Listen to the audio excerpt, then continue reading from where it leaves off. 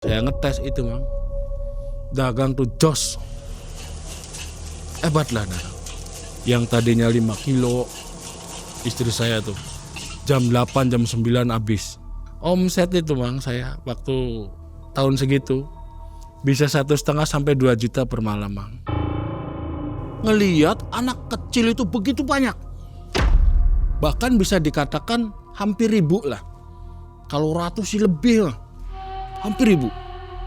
Seperti apa penampakannya? Nah, si anak kecil ini penampakannya jadi bukan tuyul atau bukan apa ya, jadi semacam kalau orang Sunda bilang mah jurik cai, hantu air tuh. Kalau orang Cirebon bilang janggitan.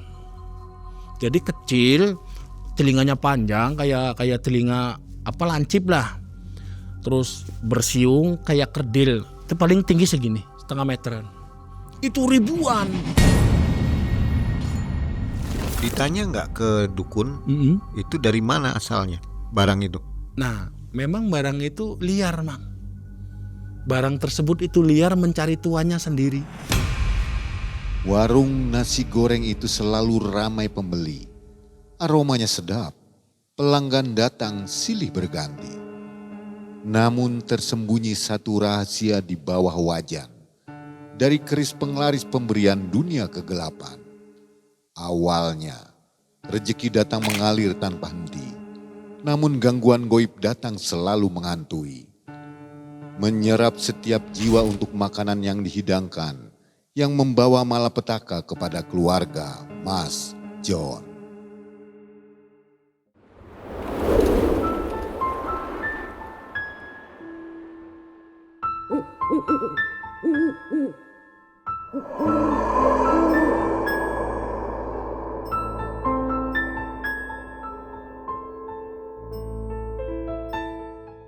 Assalamualaikum warahmatullahi wabarakatuh. Waalaikumsalam warahmatullahi wabarakatuh. Selamat malam juga Sobat Malam Mencekam yang sudah bergabung, sudah menanti kehadiran narsum hari ini. Hari ini ada Mas John. Mana suaranya fans Mas John? Au. Mas John, Ya. itu udah ditunggu sama penonton ya. Fansnya Mas John. Alhamdulillah. Jadi Mas John ini harus bercerita lagi. Betul. Mas John hari ini punya kisah yang tertinggal juga ya. Betul. Tahun 2010. Tahun 2010. Ketika itu pernah istrinya berdagang nasi Iya. goreng ya. Iya, Mang, betul. Rame ya waktu itu. Waktu itu rame sampai ya bisa dikatakan beludak lah. Nah ternyata Mas John membludaknya itu ada sesuatu ya. Pakai Betul. sesuatu ya. Iya, bukan ini- pakai, ada sesuatu. Ada sesuatu. Nah ini mau diceritakan hari ini. Betul. Jadi hari ini Mas John juga kita ajak ke tempat yang ini tempatnya di ketinggian rumah Belanda nih. Iya, betul. Mas John merasakan apa nih di rumah Belanda? Ya, waktu pertama masuk ke sini sih agak merinding lah, merinding bulu kuduk, biar gitu tuh. Iya, ini rumah Belanda yang sudah ditinggalkan Mas John. Iya. Namanya Van der Broek. Jadi sobat jangan kemana-mana, Mas John mau berkisah kepada kita semua. Siapkan cemilannya ya. Mas John masih nyetir? Masih, makanya cuman ya itu nggak ngejarak jauh-jauh ya. nggak jarak jauh. Ini tentang pesugihan, jadi seru ya. Jangan coba-coba skip, tonton sampai habis. Malam Mencekam, Semakin malam semakin mencekam. Mas John.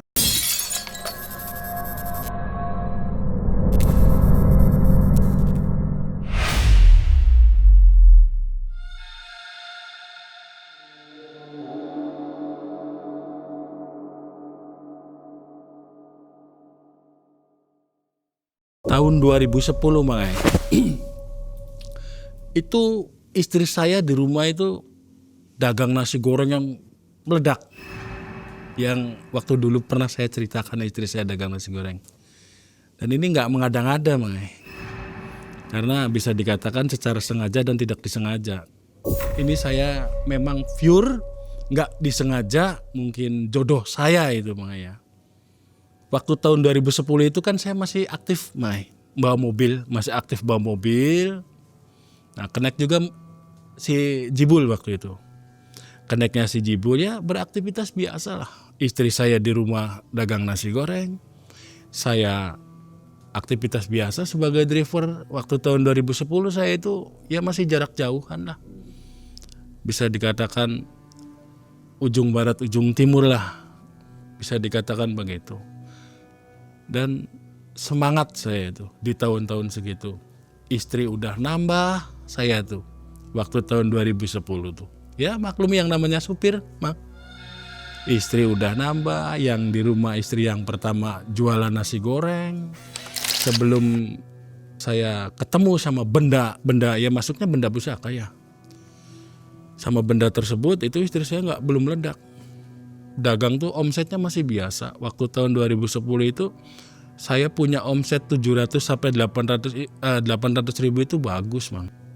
Udah tinggi itu. Udah tinggi. Waktu itu zaman segitu tahun 2010 itu saya jual nasi goreng yang lain itu sudah 8.000, saya masih 7.000, Bang.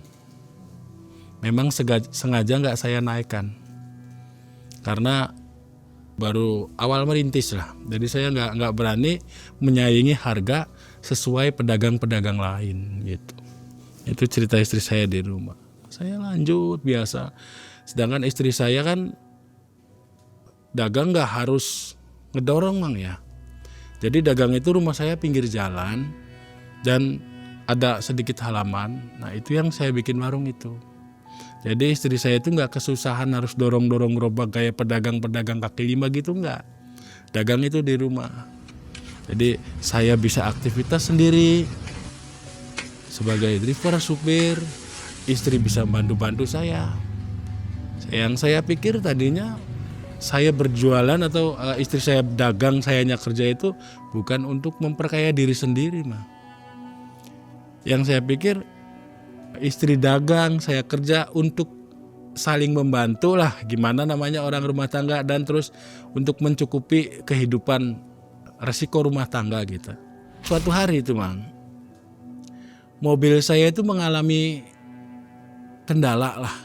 Bisa dikatakan kendala, bukan kecelakaan, bukan apa ya. Yang namanya mobil dipakai setiap hari, dimuatin muatan istilahnya barang-barang berat waktu itu. Ada capeknya walau mesin juga, mah. Nah, di situ mobil saya mengalami apa ya bahasanya, kalau bahasa kami supir bilangnya klok di tengah jalan. Akhirnya saya storing, si Jibul suruh nunggu. Datanglah storing, ternyata mobil ini nggak bisa ditangani di jalan. Nah, pada akhirnya bos saya itu mendatangkan salah satu mobil derek spesial.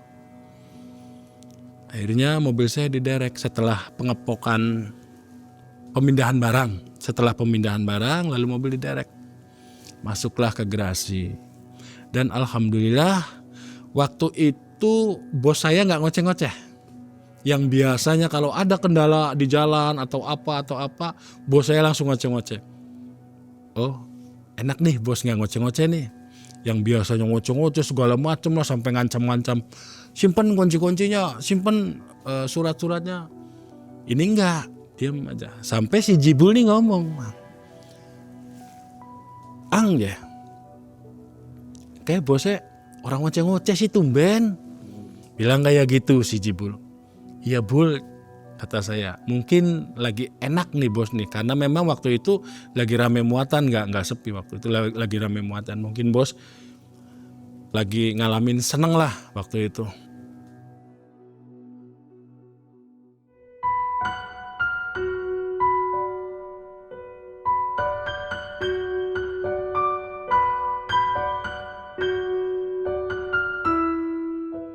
Setelah mobil masuk garasi, mobil dinyatakan krek asnya bengkung. Krek asnya bengkung, hampir patah, masuk ke bengkel, dan itu cukup lama karena bukan satu mobil aja yang ditanganin, cukup lama. Nah di situ saya menganggur, Mai. Di situ saya menganggur, saya itu bantuin istri berdagang, berjualan nasi goreng. Ya memang sih saya bukan yang masak ya, istri yang masak, cuman saya kan ngebungkus. Kalau ada yang makan di situ, saya ringkesin, saya cuci piring, apalah ya, bantu-bantu model gitulah. Kalau malam ya yang beres-beres saya, tapi yang tetap yang layanin yang apa itu istri saya.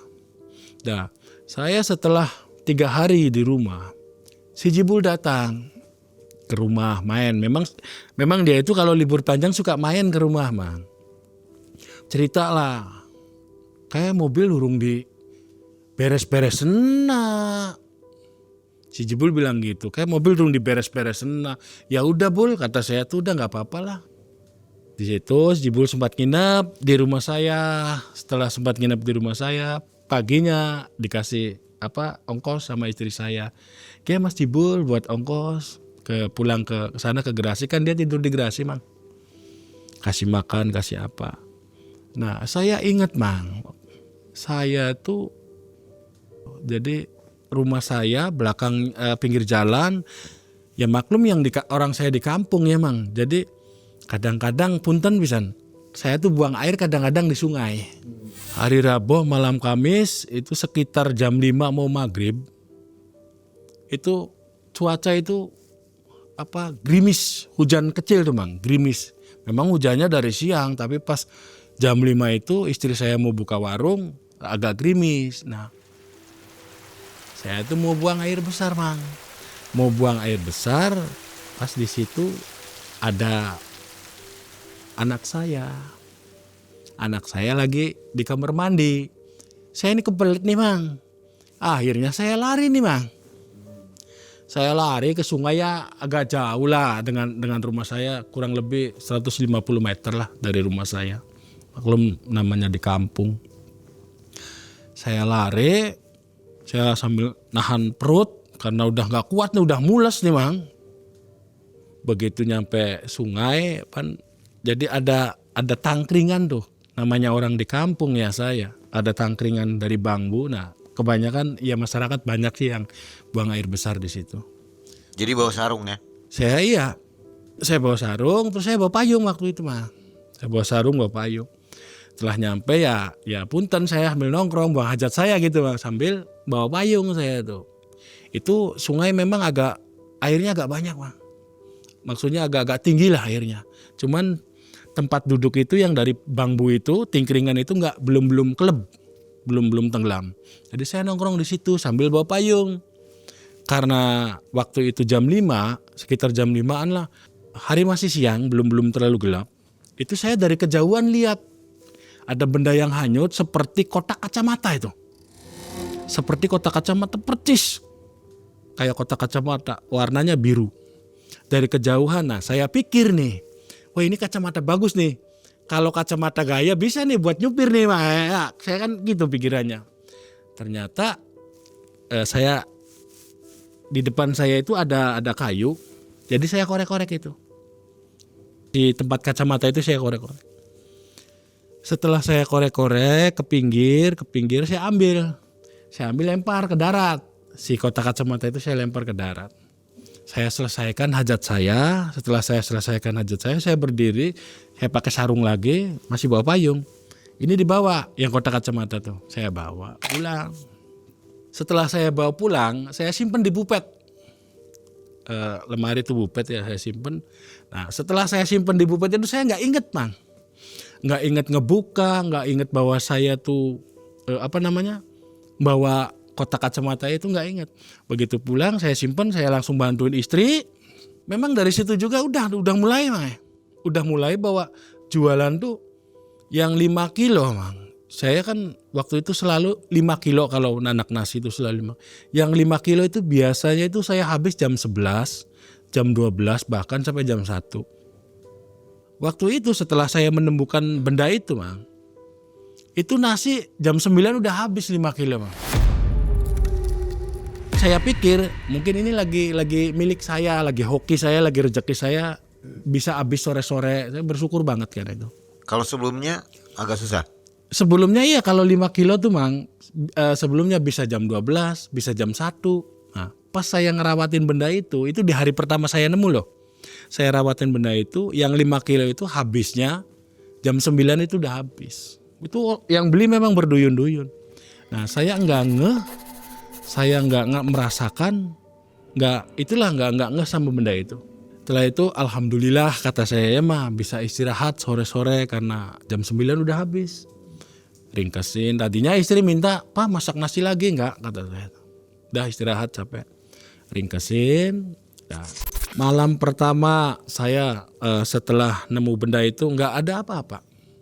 Nah, di malam kedua itu makanya kan saya hari Rebo nih, malam Kamis. Nah di malam yang kedua itu yang malam Jumat itu Mang. Pas waktu itu malam Jumatnya tuh Jumat Kliwon. Nah sedangkan kalau malam Jumat Kliwon itu istri saya nggak dagang Mang. Nggak melakukan aktivitas jualan, nggak, libur setiap malam Jumat Kliwon. Berarti 1 bulan sekali itu libur. Pas di malam Jumat Kliwon itu saya tidur, malamnya itu mimpi. Saya tuh mimpi ngeliat anak kecil itu begitu banyak. Bahkan bisa dikatakan hampir 1000 lah. Kalau ratus sih lebih lah. Hampir 1000. Seperti apa penampakannya? Nah, si anak kecil ini penampakannya jadi bukan tuyul atau bukan apa ya. Jadi semacam kalau orang Sunda bilang mah jurig cai, Bang. Hantu air tuh. Kalau orang Cirebon bilang janggitan. Jadi kecil, telinganya panjang kayak telinga apa lancip lah. Terus bersiung kayak kerdil. Itu paling tinggi segini, 1,5 meteran. Itu ribuan. Bukan ratus, ribuan. Itu memenuhi semua di rumah-rumah tetangga saya apa.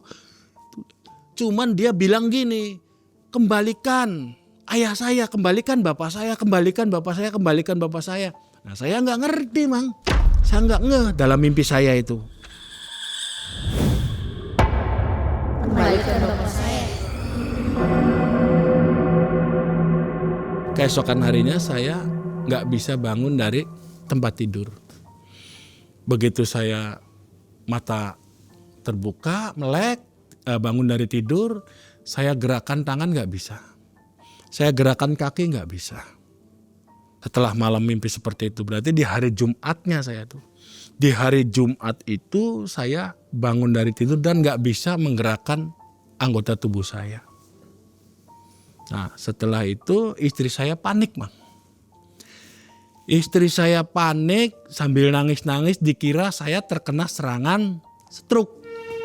Saya minta tolong sama istri saya.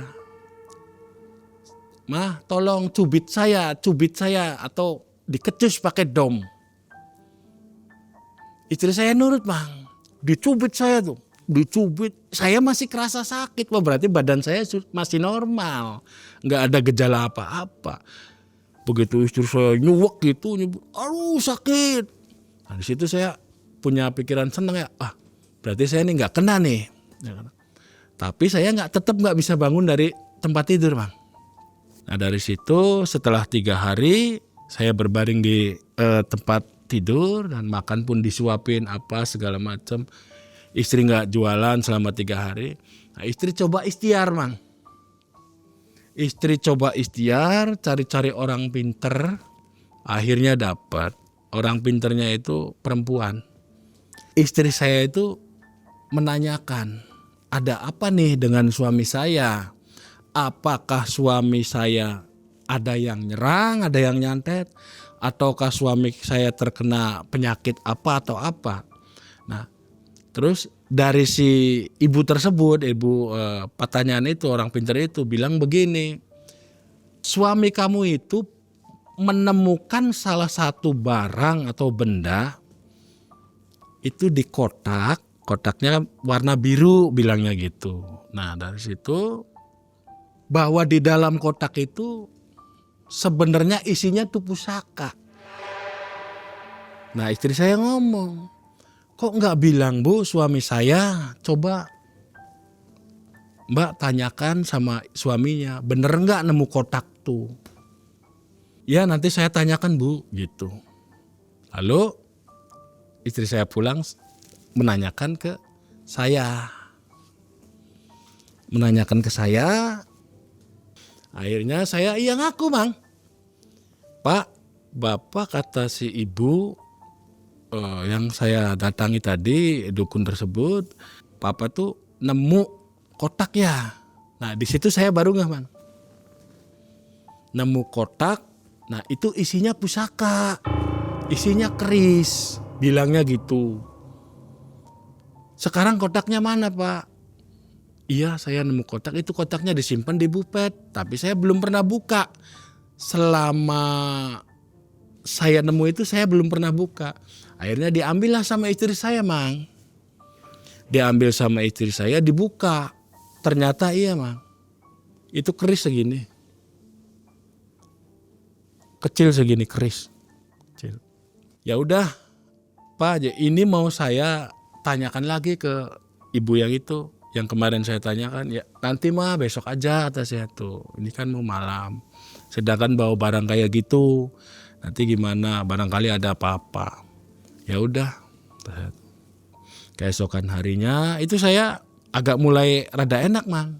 Dikasih air sama si ibu paranormal itu, dikasih air udah mulai rada enak. Alhamdulillah siangnya bisa jalan-jalan saya tuh. Nah dari situ bisa nganter istri ke tempat ibu itu. Saya berangkatlah berdua dengan istri saya ya, saya membawa kotak tersebut, kotak kacamata tersebut. Setelah di situ saya kasih tahu, Bu ini barangnya. Begitu dibuka sama ibu tuh bener kan Mbak isinya keris? Ya. Saya tanya Mang, Bu ini keris tuh gunanya buat apa? Ya ini sebenarnya bisa mencelakai, bisa membantu. Loh kok gitu kata saya tuh. Bisa membantu seandainya si Ade ini, si Mas ini punya usaha. Dia bisa ngebantu usahanya asal si Mas bisa nuruti kemauannya. Dia bilang gitu Mang. Saya tanya lagi kemauannya apa? Ya nggak tahu nanti di dalam mimpi. Tinggal kamu ngomong aja. Saya mau usaha saya dibantu sama kamu. Sok kamu maunya apa? Ya nanti Mas bilang gitu ya kalau mau tidur. Nah akhirnya saya coba-coba tuh Bang. Karena saya nggak awam dengan dunia yang seperti itu. Akhirnya saya memberanikan diri untuk mencoba-coba. Setelah saya pulang, saya ngomong. Saya mau minta tolong sama kamu. Saya minta dibantu usaha saya. Karena istri saya punya usaha. Nah setelah itu saya tutup lagi Bang. Setelah tutup lagi disimpan di bawah bantal sama saya. Setelah disimpan di bawah bantal tidurlah saya Bang.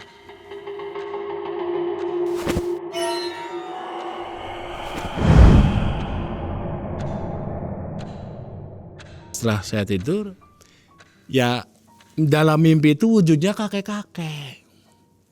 Wujudnya kakek-kakek, pakai bajunya tuh abu-abu. Bukan kayak sorban ya, tapi bukan kayak jubah, tapi lebih ke arah kayak daster gitu Bang. Kayak daster blong gitu loh, tapi warnanya abu-abu dan mukanya pun ya punten ya pating brenjol gitu. Bukan seorang syekh atau seorang apalah, jelek rupanya. Nah, dia cuman ngomongnya gini, oh, cuman gitu aja Mang. Jadi dia nggak menjelaskan permintaannya apa. Cuman dia bilang cuman oh gitu aja.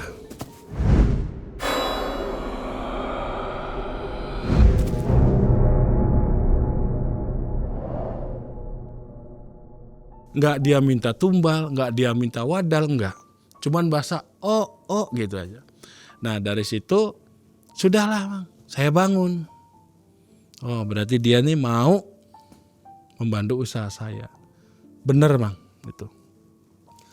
Nah keesokan harinya saya mulai dagang dan saya ngetes karena saya udah ada permintaan sama barang tersebut. Saya ngetes itu Bang. Dagang tuh jos. Hebat lah dagang. Yang tadinya 5 kilo istri saya tuh jam 8 jam 9 habis. Keesokan harinya nambah lagi, kata saya nambahnya jangan banyak-banyak. Nambahnya cuma 3 kilo aja kata saya tuh. Keesokan harinya 3 kilo. Nambah 3 kilo jadi 8 kilo sampai 15 kilo Mang. Di angkat timbangan 15 kilo itu saya menanak nasi, udah gak berani nambah lagi. Karena apa? Saya itu bukan cari kekayaan Mang. hanya bisa istilahnya saya mau cukup aja lah gitu, nggak mau kemewahan, nggak mau apa. Intinya saya cukup gitu aja. Itu yang saya mau. Jadi 8 kilo tetap aja yang namanya istri maksa 15 kilo. Itu habis jam 10. Habisnya itu. Omset itu Bang saya waktu tahun segitu bisa 1,5 sampai 2 juta per malam Bang. Nah itu keuntungan saya tuh kalau orang jual makanan itu keuntungan itu 50 Bang. Kalau omset misalkan 2 juta udah pasti 1 juta udah dapat. Setiap hari itu waktu tahun segitu. Nah saya lupa nih Bang. Saya nih lupa bahwa saya punya tanggung jawab pekerjaan jadi supir itu saya. Pikir saya ini dagang saya lagi maju nih. Nyari 1 juta, 1,5 juta satu malam dapat. Ah buat apa kata saya tuh ya. Jadi ada bos nyusul. Bukan bos ya, jadi pesuruhnya gitulah. Ada pesuruh nyusul ke rumah. Saya bilang, nanti aja saya masih gak enak badan. Masih sakit. Saya dengan alasan seperti itu. Padahal sih sayanya tuh lagi asik Mang. Lagi asik mengalami kesuksesan itulah.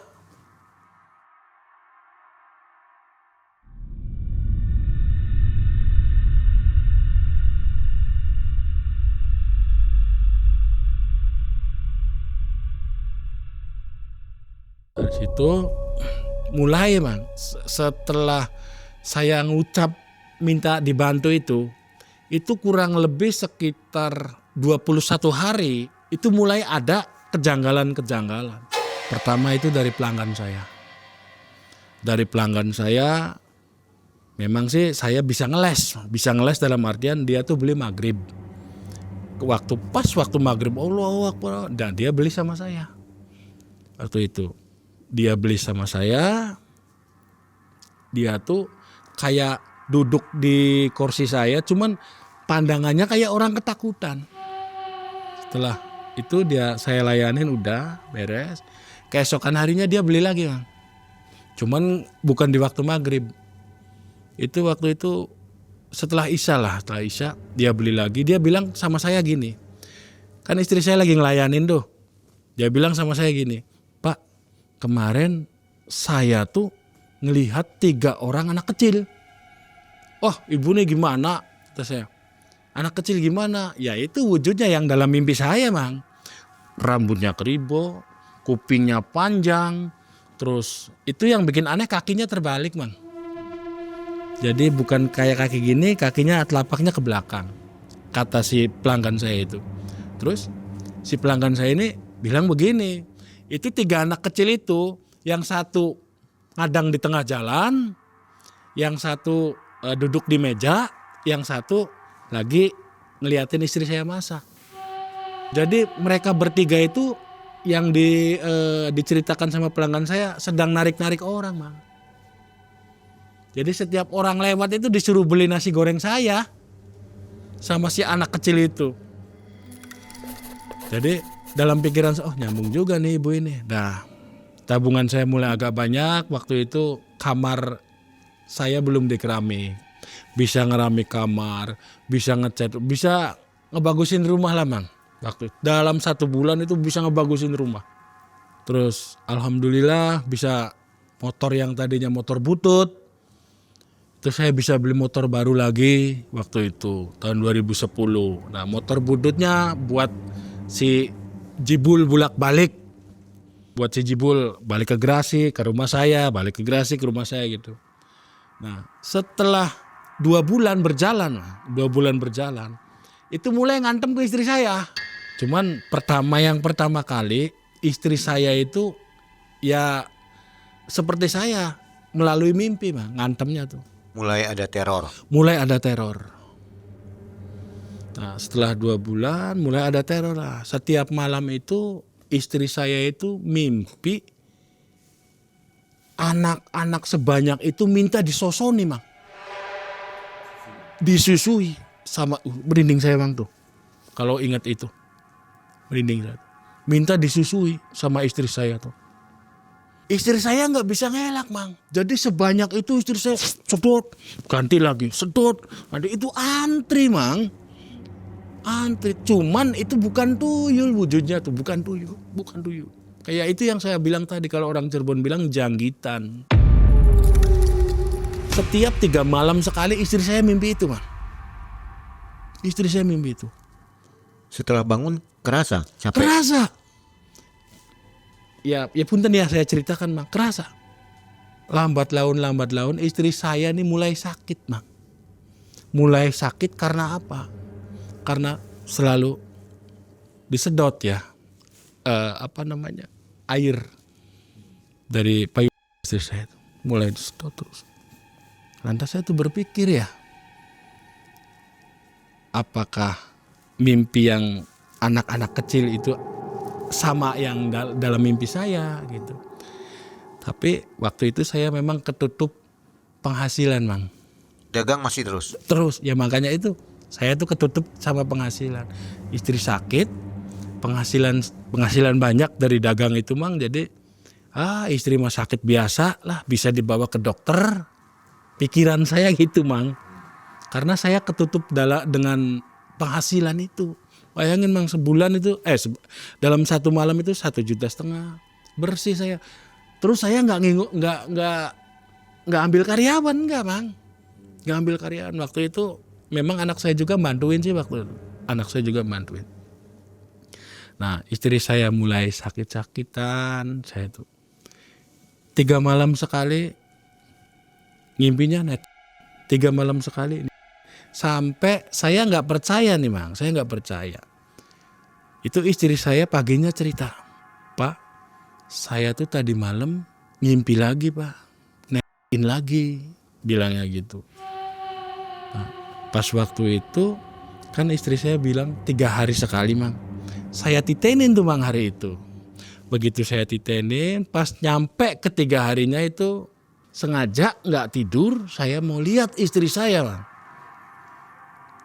Karena istri saya tuh berasa nyata, mimpi tapi berasa nyata.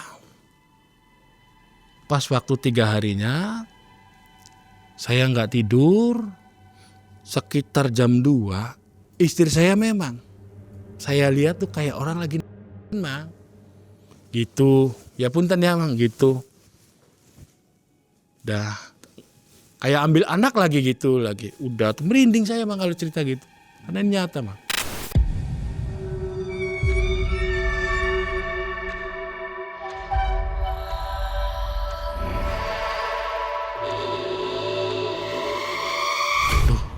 Bener ya kata saya tuh. Berarti istri saya tuh bukan sakit.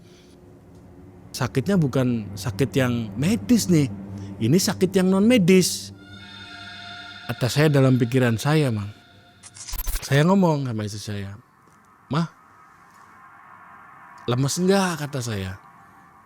Ya lemes, Pak. Setiap abis mimpi itu tuh lemes, Bang. Setiap abis mimpi itu pasti lemes istri saya.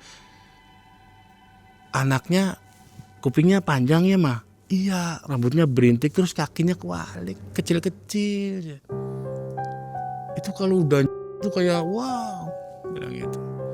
Jadi waktu itu tetap belum mengusahakan atau bawa istri ke orang pintar atau bawa istri ke dokter, enggak. Karena waktu itu saya masih dibutakan dengan penghasilan, Bang. Waktu itu. Saya yang masak, anak saya yang nelayan. Waktu itu anak saya SMP kelas 3. Waktu tahun 2010 itu. Anak saya yang nelayan. Jadi saya berdua dengan anak, sedangkan istri saya sakit, Bang. Pas saya dagang berdua dengan anak saya, pas masuk 3 bulan lebih ya, Bang. Masuk ke 3 bulan lebih, alhamdulillah dalam waktu sesingkat itu saya rumahnya yang tadi bodoh, ya istilahnya yang belum bersih lah. Rumah bisa bersih, kendaraan bisa ganti dalam jarak waktu 3 bulan itu. Nah terus barang-barang alhamdulillah bisa keisi semua. 3 bulan lebih itu mulai ada teror si kakek-kakek tersebut, Bang. Itu maghrib, ceritanya maghrib nih. Maghrib itu ada pelanggan 3. Itu pelanggan saya tuh maghrib itu udah banyak biasanya, Bang. Maghrib itu udah kadang-kadang bisa sampai udah 15 orang yang antri itu. Nah pada malam itu maghrib cuma 3 orang, Bang. Saya bingung nih, kok maghrib biasanya ada 15, paling sedikit 10 orang udah diantri lah gitu. Ini kok maghrib cuma 3 orang lah, nggak apa-apa lah. Nah di situ dagang mulai telat, istilahnya lakunya mulai telat. Anak saya itu melihat, Bang. Kalau saya sih melihatnya ya nasi yang saya goreng itu ya nasi, Bang. Bukan bangbung ya. Kalau anak saya tuh lagi ngegoreng bangbung sama kecoa. Anak saya sampai teriak, "Bapak, apa-apaan?" Bilangnya gitu. "Apa sih, Nok?" kata saya. "Ikut coro, beri bangbung." Bilangnya gitu. "Jangan banyak mulut," kata saya, karena saya udah tahu, Mang, udah tahu saya. Sebenarnya saya udah tahu. Malamnya dagang mulai sepi.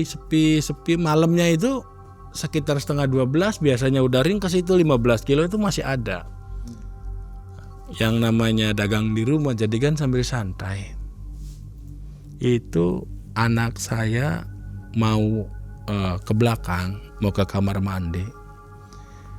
Mau buka pintu kamar mandi itu dipanggil, Mang. Dipanggil, Nok, padahal itu di dalam rumah, Mang. Nok.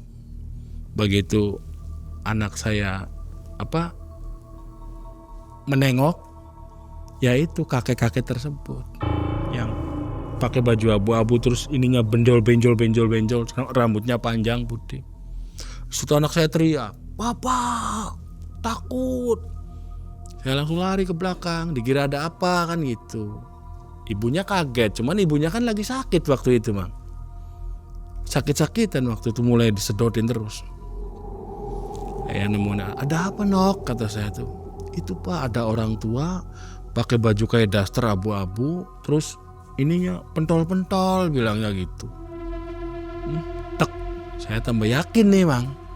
Saya ini tambah yakin bahwa itu. Nah, dari situ saya dagangnya libur, akhirnya saya kembali lagi ke dukun yang perempuan tersebut, Mang. Cuman istri saya nggak dibawa karena istri saya lagi sakit. Saya datangi dukun yang pertama istri saya datangi. Saya ngomong, "Bu, saya nih dagang bagus, dagang laris, omset bahkan satu malam omset bisa 3 juta, itu belas semangka dengan keuntungan 1,5 juta, modal 1,5 juta. "Oh ya, hebat ya, Pak," dia bilangnya gitu, Mang, si dukun tersebut. Tapi, Bu, setelah saya tuh, kan ibu bilang sendiri, minta perjanjian, minta tolong sama bisa buat usaha, bisa buat menyakitkan, bilang gitu. Akhirnya saya turutin, Bu. Saya turutin arahan dari ibu. Ternyata saya itu minta dibantu usahanya, dan memang nyata saya merasa sangat merasa dibantu usaha saya. Dagang saya maju, dagang saya omset bertambah banyak. Lalu saya bisa beresin rumah, saya bisa beli kendaraan dalam waktu sesingkat itu. Terus saya tuh nggak kiang nyupir tuh, maunya di rumah bantuin istri. Nah di situ ibunya tanya, "Mang, si Noknya mendi?" Ke istri saya kan manggilnya Nok ya. "Si Noknya mendi?" "Si Noknya ada di rumah, lagi sakit." Itu tersenyum, Mang. Si dukun perempuan tersebut tersenyum, ketawa. "Sakit ya," dia bilangnya gitu. Jadi saya ini teka-teki nih, kok ibu tahu semua ya? Saya ngomong, "Sudah, Bu," kata saya tuh, "sekarang sih godong-gedang wewalean baik," kata saya tuh, "udah terang-terangan aja ada apa." Akhirnya ibu ngasih keterangan, Bang. Ngasih keterangan bahwa ya memang saya pernah menganjurkan kamu suruh minta bantuan atau minta pertolongan bisa dibantu, tapi ya tetap saja yang namanya setan iblis itu ya ada permintaannya, nggak mau dia istilahnya nyuksesin orang nggak ada imbalannya. Maksudnya apa, Bu? Saya kan nggak muja. Ya iya, memang Mas John ini nggak muja. Tapi Mas John di situ ada permintaan. Saya mikir iya juga sih ya. Iya ya, saya ada permintaan. Nah terus istri saya gimana Bu? Mas, istrinya Mas John ini saya kasih jelas nih. Mas John harus dengerin ini jelas. Istrinya Mas John ini setiap 3 malam sekali itu mimpi sui anak-anak kecil sebanyak itu. Sebenarnya istri Mas John itu bener anak-anak kecil. Loh kok gitu Bu? Kan istri saya cuma mimpi. Iya, istri Mas John tuh dibawa ke alam sana, suruh nyusuin anak kecil-kecil itu, bilangnya. Dan Mas John tahu nggak, yang disedot itu susunya bukan susu Mas. Itu si dukun wanita itu sambil emosi tuh Mang. Bukan susu. Lantas apa Bu yang disedot? Yang disedot itu darah istrinya Mas John. Masya Allah. Aduh bingung saya nih. Pantesan istri saya tuh Bu bilangnya lemes-lemes terus dan mimpi, tapi kalau bangun kayak kenyataan, bener-bener habis net, kata saya tuh. Iya itu Mas, si anak itu bisa dikatakan itu menghisap, bukan menghisap air susu, karena istri Mas John nggak mungkin mengeluarkan air susu tuh, itu yang disedot tuh darah. Mas John pernah nggak mimpi gini? Mimpi setelah ada permintaan pasti nanti ketemunya dalam mimpi. Oh iya Bu, setelah Ibu anjurkan seperti itu, saya coba-coba, ternyata malamnya saya mimpi kedatangan orang tua, mukanya tutul-tutul, brecek, bentol-bentol kayak apa. Nah, dia itu saya tanya, nanti saya kasih imbalan. Nah dia itu bilangnya gini Bu, oh ya itu tuh karena darah istri Mas John tuh darahnya bilangnya gitu Mang Ai.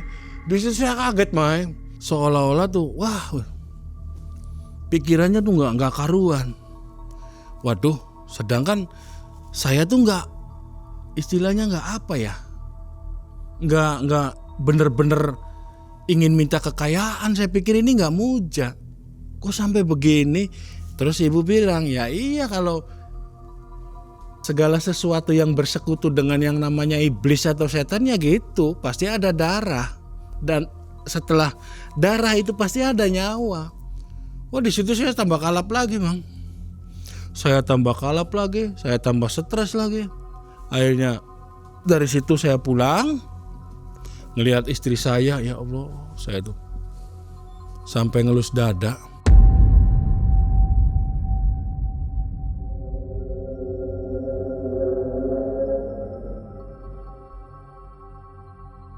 Saya ingat sama kotak itu. Saya ambil kotak kacamata itu lagi, saya buka. Nah ini dalam hati saya tuh udah enek pikiran saya, hati saya udah enek. Ini mau saya hancurkan ini. Saya dalam hati ngomong gitu Mang. Saya mau hancurkan ini. Dalam hati loh, saya nggak ngucap. Karena benda ini keluarga saya bisa jadi seperti ini. Udah tutup. Malamnya Mang saya yang diteror. Karena saya dalam pikiran mau menghancurkan benda ini, malamnya itu saya yang diteror. Itu saya tidur. Ini jadi bahasanya gimana ya? Saya jelaskan, mimpi enggak, tidur enggak. Jadi merem ayam lah saya tuh. Saya itu Mang, kaki dipegang, tangan dipegang.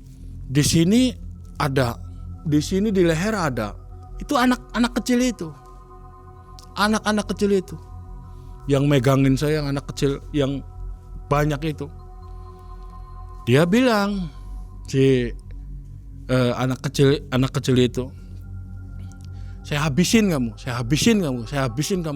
Nah, dia bilang, saya habisin. Saya tuh apa ya? Jadi kayak berontak, nggak bisa berontak loh Mang.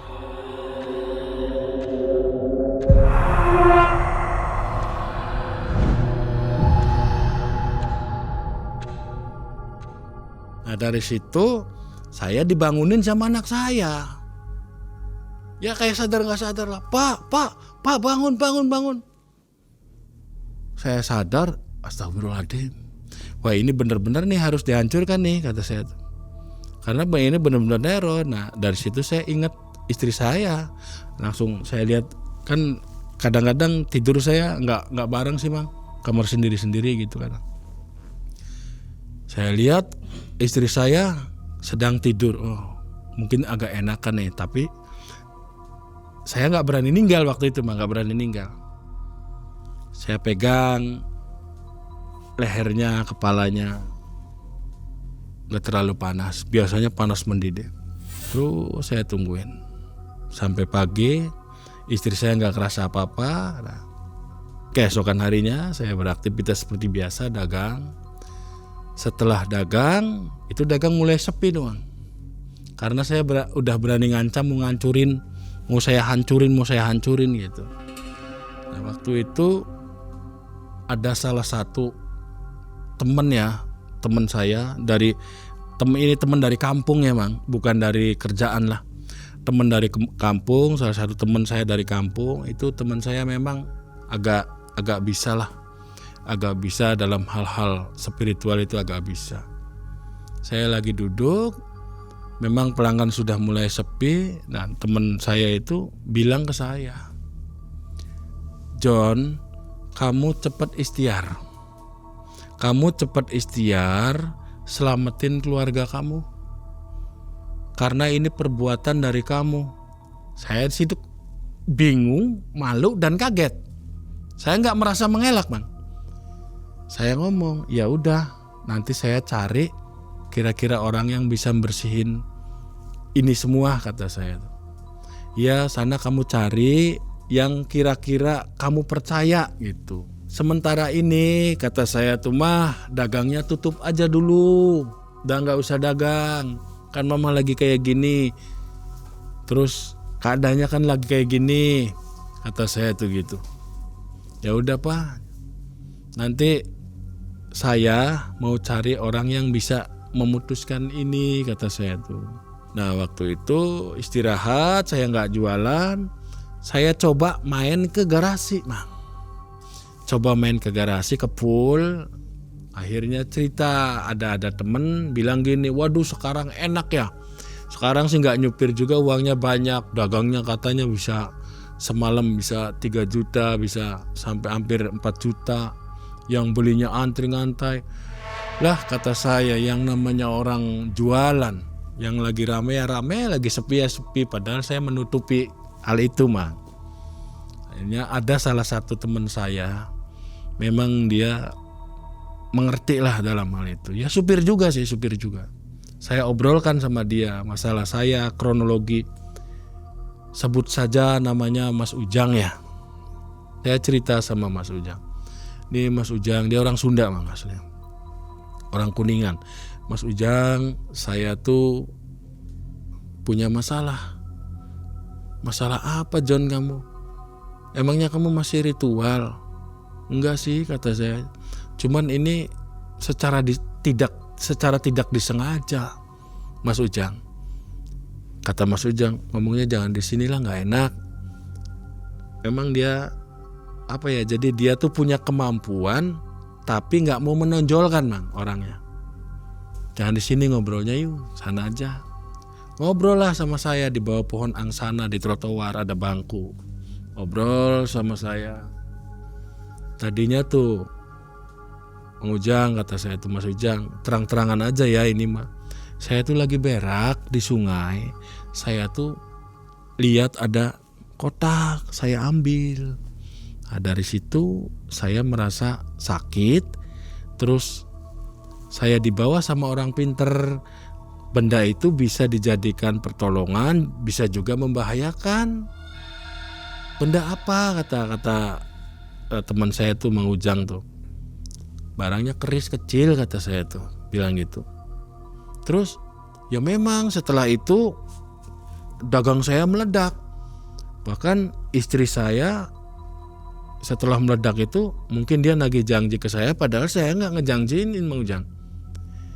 Istri saya tuh setiap 3 malam sekali itu ratusan bahkan hampir 1000 anak kecil sampai pagi istri saya tuh.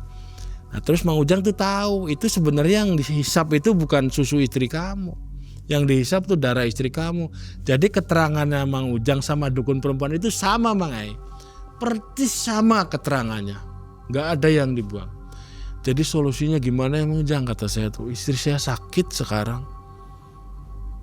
Ya saya harus main ke rumah kamu, kata Mang Ujang. Begitu Mang Ujang main ke rumah saya, dibawa. Itu saya baru buka pintu, dia tuh belum masuk. Mang Ujang tuh belum masuk. Saya buka pintu, Mang Ujang belum masuk. Mang Ujang udah ngecaprak sendirian kayak orang gila, Mang. Bilangnya gini, saya gak ikut-ikutan. Bukan urusan saya ini. Pokoknya nanti saya mau pulang lah, gak mau di sini. Udah ngecaprak kayak orang gila. Dari situ saya berbalik, "Kenapa Mang Ujang?" "Waduh, ini bukan lawan saya," bilangnya, kata Mang Ujang. "Terus nanti ke abah saya aja," bilangnya gitu. "Nanti ke abah saya." "Aduh, gimana ya Mang Ujang? Saya minta tolong punten pisan. Pang selesain masalah ini sih Mang Ujang, karena saya nggak ngerti nih," kata saya tuh. Akhirnya saya ngomong sama Mang Ujang, istri nggak tahu menau Mang, sudah lemes istri saya tuh. Lemes aja istri saya. Sama Mang Ujang diantar ke abahnya Mang Ujang, istilahnya gurunya Mang Ujang, diantar. Saya di situ ceritalah. Ini gini ya kronologi itu. Cerita kronologi itu sampai keluarga saya diteror, sampai istri saya nyusuin, sampai anak saya diperlihatkan makhluk-makhluk astral seperti itu. Ya udah, kalau kayak gitu sih, ini harus dihancurkan barang tersebut, bilang gitu. "Saya pernah bah," kata saya tuh, "mau saya hancurkan.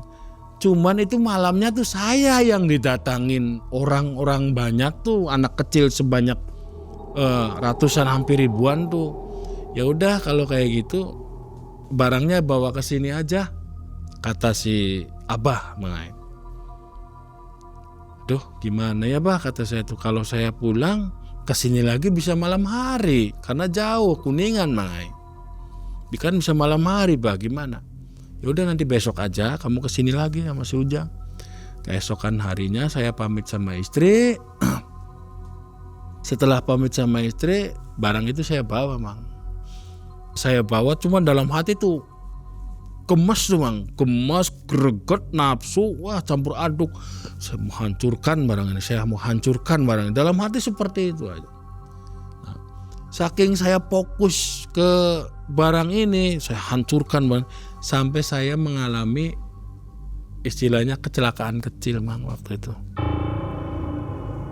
Motor saya itu masuk solokan, sampai bundas semua, Mang Ujang ya bundas semua, saya ya bundas semua, gara-gara saya tidak fokus karena mikirin si barang ini. Barang ini saya mau hancurkan, barang ini saya mau hancurkan. Nah dari situ karena kecelakaan kecil saya lanjut lagi, saya kasihkan sama si abah nih Mang. "Nih bah barangnya bah." Dibuka, kerisnya kecil Mang. Kerisnya kecil, dia bilang begini, "Oh jadi ini sih aki-aki," bilangnya gitu Mang. "Ini sih aki-aki, cuman dia itu mempunyai ribuan bocah. Jadi dia itu yang mong-mong Mang. Si aki-aki tersebut yang mong-mong anak-anak kecil sebanyak itu. Kamu nemu di mana?" "Saya nemu di sungai," kata saya tuh. "Jadi ini kamu udah ikhlas ridho?" "Mau ya ikhlas ridho lah, daripada membahayakan anak istri saya. Nanti kamu kaget enggak kalau usaha kamu jatuh turun drastis?" "Kagetnya gimana? Orang saya aja ini udah kembali ke semula omsetnya," kata saya tuh. "Ya udah kalau kamu siap, cari kamu pring tutul. Kalau kamu sudah siap, kamu cari pring tutul." Nah pas waktu itu memang di Kuningan kan banyak bambu Mang ya. Jadi ketemulah bambu tutul itu ketemu. Saya potong segini, ketemu buku. Si barang tersebut dimasukkan ke dalam bambu tutul, Mang. Dengan kotaknya dimasukkan ke dalam bambu tutul, terus ditutup pakai jarit merah, kanan kirinya dibengket pakai jarit merah. Kamu nemu di mana? Saya nemu di sungai. Nanti kalau bisa ini barang dibuangnya ke laut ya, jangan di sungai ya. Kalau di sungai itu nanti ketemu lagi sama orang, nanti bisa membahayakan orang lagi, kata si Abah.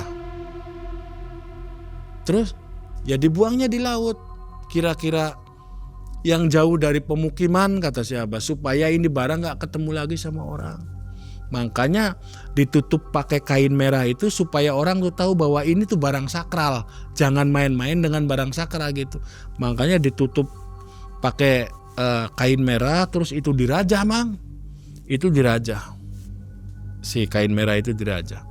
Terus si Abah itu sebelum memasukkan itu, mengemas itu, si Abah itu melakukan ritual, dan mungkin si Abah lebih tinggi ya. Setelah melakukan ritual membungkus itu, lalu yaitu menyarankan saya untuk membuangnya di laut, kalau bisa agak ke tengah, karena kalau ketemu sama orang lagi ini bahaya. Setelah saya membuang ini nanti istri saya gimana, Bah, masih ada ancaman atau enggak, kata saya gitu. Udah, nanti itu urusan Abah, bilangnya gitu. Yang penting selamatkan keluarga kamu, buang benda ini sejauh mungkin. Jangan sampai nanti ketemu sama orang lain lagi, nanti bisa membahayakan lagi. Nah dari situ, Mang, saya tuh pulang naik motor. Nah motor itu membawa saya dengan Mang Ujang itu kayak membawa tontonan, Mang. Dalam artian kempes lagi. Jadi si ini tuh terasa berat, si barang ini, Mang. Yang tadinya enak tuh barang terasanya berat. Bahkan Mang Ujang juga ngemban itu kan suruhnya dimban, Mang, digini. Ngemban itu terasa berat, mau kempes lagi. Mau. Itu nyampe lah di salah satu sungai yang dekat dengan laut. Saya berjalan, jadi pertemuan antara muara air sungai dengan air laut tersebut. Nah di muara itu saya buang, Mang, si benda tersebut saya larungkan. Nah, setelah itu saya pulang lagi ke si Abah lagi. Nah pulang ke si Abah, di situ Abah bikin air, bikin apa, terus saya disuruh membeli ayam tulak, Mang. Dah kamu cari aja ayam tulak untuk menulak, Mang. Dalam artian untuk menulak itu untuk membentengi, untuk mencegah. Kamu sana beli ayam tulak, nanti Abah yang ritual. Nah setelah saya dapat ayam tulak, dalam artian ayam tulak itu yang ayam yang putih semua, cuman ada peletik hitam satu. Dipotong ayam tulak dipotong sama si Abah, kepalanya dibawa sama saya, Mang. Ini kepalanya nanti ditanam di depan rumah kamu. Setelah itu saya bawa, kepala ayam sudah dibungkus rapi. Setelah saya sampai di rumah, saya dibawakan air sama dibawakan ayam tulak itu. Saya gali rumah saya di depan, depan pintu, saya tanam itu ayam tulak. Setelah penanaman ayam tulak di depan pintu di pelataran rumah saya, lalu air saya minumkan ke istri saya. Air diminumkan ke istri saya, lambat laun, hari demi hari istri saya mulai membaik, Mang. Sampai sekarang alhamdulillah istri saya nggak mulai kumat-kumatan lagi atau nggak merasakan menyusui anak kecil yang banyak itu, Mang. Dan istri saya juga sekarang udah nggak jualan, Mang. Trauma bilangnya gitu. Tapi sehat ya sekarang? Alhamdulillah sehat. Ditanya nggak ke dukun, itu dari mana asalnya barang itu? Nah memang barang itu liar, Mang. Barang tersebut itu liar mencari tuannya sendiri. Jadi barang alam itu, Mang, tidak ada pemiliknya. Jadi barang itu liar. setiap orang yang menemukan barang tersebut pasti ya digodanya seperti itu, Mang. Jadi barang tersebut itu bukan saya aja yang menemukan, Mang. Itu juga buangan dari orang. Pas ketemunya sama saya. Itu, Mang. Terus ya jadi dibuang diambil lagi. Dibuang diambil lagi. Makanya keterangan si Abah yang terakhir, buanglah barang itu sejauh mungkin. Dilarung di laut. Dilarung di laut. Mungkin aja ketemu sama orang lain nelayan mungkin. Walau alam, Mang. Saya nggak tahu karena saya sudah menjalankan perintahnya si Abah itu. Mungkin saja, mungkin bisa jadi. Selama berapa bulan Mas John pegang barang itu? 4 bulan, Mang. 4 bulan saya mengalami, wah bagus itu. Nah setelah berhenti turun hartanya. Kalau harta yang sudah nempel nggak, Mang ya? Karena saya ditempelkan di rumah saya buat ngebagusin rumah lah gitu. Cuman kayak kendaraan motor apa udah nggak ada, udah saya jual semua. Udah kejual itu. Kayak motor, kayak perhiasan istri, emas itu udah dijual. Tinggal yang nempel aja kayak saya pasang keramik, saya beresin rumah itu ya nggak itu sih. Kalau tunai sih habis. Tunai sih habis, hangus, Mang. Hangus. Nggak jelas kalau tunai sih. Terus pernah suatu ketika kompornya ngejeblok, gasnya dum sampai kebakaran, pernah itu imbas dari kesialan Teror itu ya? Teror itu, Mang. Jadi setelah dilarung nggak ada gangguan lagi, Mas? Alhamdulillah setelah dilarung dan terus disarati ayam tulak tersebut, alhamdulillah istri saya sehat semula, sehat lagi seperti semula gitu. Keris tua itu datang tanpa permisi, seperti membawa rizki yang terlalu cepat untuk dipercaya. Warung nasi gorengnya laris manis, namun istrinya terjerat mimpi buruk. Mimpi menyusui bayi-bayi yang bahkan tak pernah lahir ke dunia. Mereka menangis dalam gelap, meminta sesuatu yang bukan untuk manusia. Hingga Abah akhirnya memberi petuah, buang benda itu ke laut, sebelum ia menuntut nyawa. Dan saat keris itu tenggelam ke laut, gangguan berhenti perlahan. Rumah kembali hangat, tanpa kunjungan kecil yang tak kasat mata. Info untuk sobat semua yang belum mencet tombol gabung dan belum masuk ke member area, silakan jalan-jalan di situ untuk nonton kisah-kisah yang tidak ada di video reguler ya. Karena di sana ada kisah mistis yang tidak bisa ditampilkan di sini. Oke, mudah-mudahan sobat suka dengan fitur tambahan dari Malam Cekam.